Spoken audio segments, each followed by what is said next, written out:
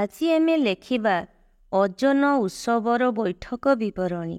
ଏହା ଅଗଷ୍ଟ 1ରୁ ଆରମ୍ଭ ହୋଇ ଅଗଷ୍ଟ 2024 ସୁଦ୍ଧା ଶେଷ ହେବ। ମୋର ଓଜନ ଉତ୍ସବ 7 ତାରିଖରେ ପାଳନ ହୋଇଛି, ତେଣୁ ମୁଁ 7 ତାରିଖ ଲେଖିଛି। ଆପଣମାନେ ଯେବେ ପାଳନ କରିବେ ସେ ତାରିଖଟିକୁ ବସାଇବେ।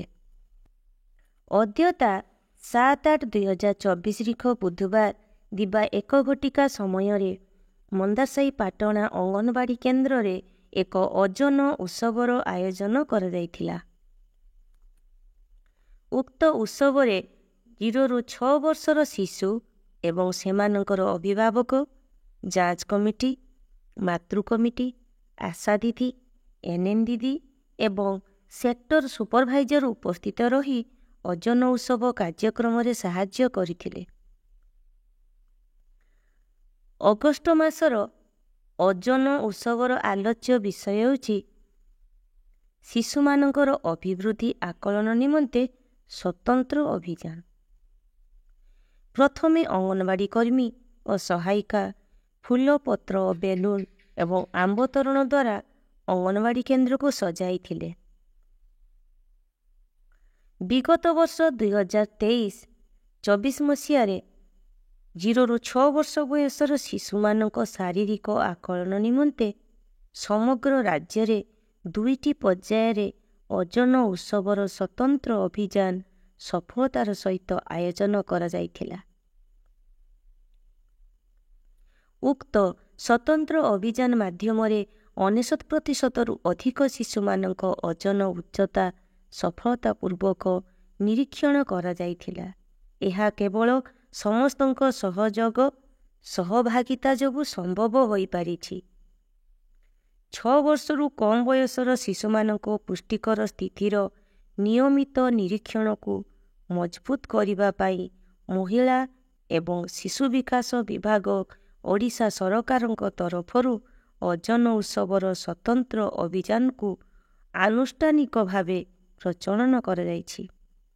ପୂର୍ବ ବର୍ଷ ଭଳି ରାଜ୍ୟରେ ପୁଷ୍ଟିହୀନତା, ଅତିଶୟ ପୁଷ୍ଟିହୀନ ସାମ୍, ମଧ୍ୟମ ପୁଷ୍ଟିହୀନ ମାମ୍ ଏବଂ ଅତିଶୟ ସ୍ୱଳ୍ପ ଓଜନ ବିଶିଷ୍ଟ SUW ଶିଶୁମାନଙ୍କୁ ଚିହ୍ନଟ କରି ସଠିକ୍ ସମୟରେ ଚିକିତ୍ସା ଏବଂ ଗୋଷ୍ଠୀ ସ୍ତରରେ ଯତ୍ନ ନେବା ଏହି ସ୍ୱତନ୍ତ୍ର ଅଭିଯାନର ମୁଖ୍ୟ ଉଦ୍ଦେଶ୍ୟ।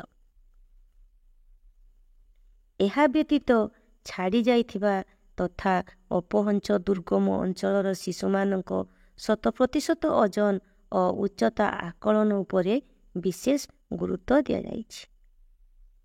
ଅଭିଯାନର ମୁଖ୍ୟ କାର୍ଯ୍ୟକଳାପ ରାଜ୍ୟର ସମସ୍ତ ଅଙ୍ଗନବାଡ଼ି କେନ୍ଦ୍ର ସ୍ତରରେ ପଞ୍ଚାୟତରାଜ ସଦସ୍ୟ, ମହିଳା ସ୍ୱୟଂ ସହାୟିକା ଗୋଷ୍ଠୀ ଏବଂ ଆଶାକର୍ମୀ, ମହିଳା ସ୍ୱାସ୍ଥ୍ୟକର୍ମୀଙ୍କ ସହାୟତାରେ 6 ବର୍ଷରୁ କମ୍ ବୟସର ଶିଶୁମାନଙ୍କ ଶାରୀରିକ ଅଭିବୃଦ୍ଧି ନିରୀକ୍ଷଣ ଜନିତ ସ୍ୱତନ୍ତ୍ର ଅଭିଯାନ ଅଙ୍ଗନବାଡ଼ି କର୍ମୀମାନଙ୍କ ଦ୍ୱାରା ସମ୍ପାଦିତ କରାଯିବ।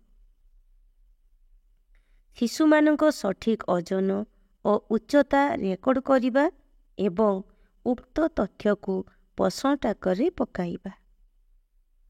ମଧ୍ୟମ ପୁଷ୍ଟିହୀନ ମାମ୍ ଏବଂ ଅତିଶୟ ସ୍ୱଳ୍ପ ଓଜନ ବିଶିଷ୍ଟ SUW ବର୍ଗରେ ଥିବା ଶିଶୁମାନଙ୍କୁ ଚିହ୍ନଟ କରି ସେମାନଙ୍କୁ ମୁଖ୍ୟମନ୍ତ୍ରୀ ସମ୍ପୂର୍ଣ୍ଣ ପୁଷ୍ଟି ଯୋଜନା MSPY ଅଧୀନରେ ନାମ ପଞ୍ଜୀକରଣ କରି ଉପଲବ୍ଧ ସମସ୍ତ ସୁବିଧା ପ୍ରଦାନ କରିବା। ଏତଦ୍‌ବ୍ୟତୀତ ସମସ୍ତ ଅତିଶୟ ପୁଷ୍ଟିହୀନ ସାମ୍ ଶିଶୁମାନଙ୍କୁ ମହିଳା ସ୍ୱାସ୍ଥ୍ୟକର୍ମୀ, ସ୍ୱାସ୍ଥ୍ୟ ଅଧିକାରୀଙ୍କ ଦ୍ୱାରା ପରୀକ୍ଷା କରାଇ ସେମାନଙ୍କୁ ପୂର୍ଣ୍ଣ ଆହାର CMAM କାର୍ଯ୍ୟକ୍ରମରେ ଅନ୍ତର୍ଭୁକ୍ତ କରାଇବା ଏବଂ ସ୍ୱାସ୍ଥ୍ୟଗତ ଜଟିଳତା ଥିବା ଅତିଶୟ ପୁଷ୍ଟିହୀନ ସାମ୍ ଶିଶୁମାନଙ୍କୁ ଆବଶ୍ୟକୀୟ ଚିକିତ୍ସା ନିକଟସ୍ଥ ସ୍ୱାସ୍ଥ୍ୟକେନ୍ଦ୍ର ତଥା PHC, CHC ବା ପୁଷ୍ଟି ସ୍ୱାସ୍ଥ୍ୟ କେନ୍ଦ୍ର NRCକୁ ପଠାନ୍ତୁ। ଗୃହ ପରିଦର୍ଶନ ଏବଂ ପରାମର୍ଶ ମାଧ୍ୟମରେ ଛାଡ଼ି ଯାଇଥିବା ଶିଶୁଙ୍କ 100% ଓଜନ ଓ ଉଚ୍ଚତା ନିରୀକ୍ଷଣ ସୁନିଶ୍ଚିତ କରିବା ଏବଂ ସେମାନଙ୍କ ବିବରଣୀ ପୋଷଣ ଟ୍ରାକରେ ସୁନିଶ୍ଚିତ କରିବା। ତେଣୁ ଏହି ଅଭିଯାନକୁ ସଫଳ କରିବା ପାଇଁ ଗତଥର ଭଳି ସମସ୍ତଙ୍କର ସହଯୋଗରେ ଓଜନ ଉତ୍ସବ ଆରମ୍ଭ କରି 20 ଅଗଷ୍ଟ 24 ସୁଦ୍ଧା ଶେଷ କରିବା। ଓଜନ ଉତ୍ସବରେ ସମସ୍ତ ଶିଶୁ ଓଜନ ହେବା ବାଧ୍ୟତାମୂଳକ ଅଟେ। କୌଣସି ଶିଶୁ ଓଜନ ନ ହୋଇ ରହିଯିବ ସେଥିପାଇଁ ଧ୍ୟାନ ଦେବା ଅଙ୍ଗନବାଡ଼ି କର୍ମୀର ଦାୟିତ୍ୱ ଅଟେ। ଶେଷରେ ସମସ୍ତଙ୍କୁ ଧନ୍ୟବାଦ ଦେଇ ଆଜିର ଓଜନ ଉତ୍ସବ କାର୍ଯ୍ୟକ୍ରମ ଶେଷ କରାଗଲା।